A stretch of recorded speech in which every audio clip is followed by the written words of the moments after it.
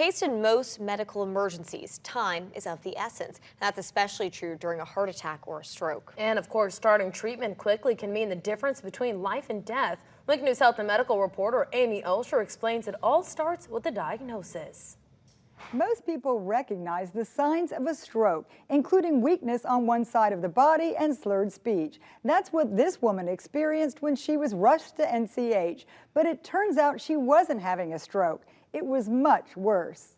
Cynthia Pollock never saw it coming. Oh, this just came out of nowhere. She and her husband Rich were beginning their day. And she started leaning over like this up against me. I said, "Are you all right?" And she said, "No." So then I called 911. An ambulance brought them to NCH on the presumption Cynthia was having a stroke. First of all, she was losing consciousness.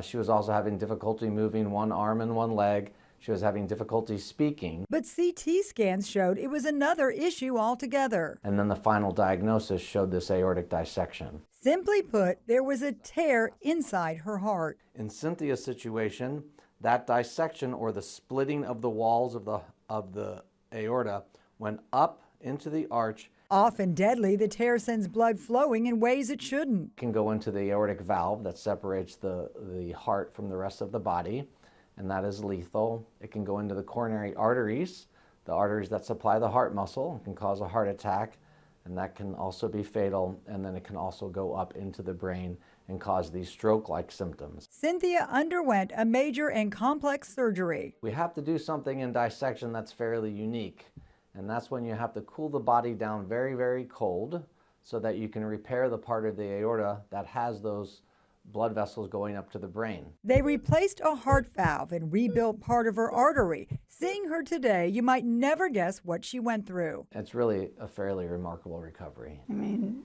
I wouldn't be here if it wasn't for him. Less than a month later, she and Rich are enjoying their new lease on life. Amy Osher, Wink News.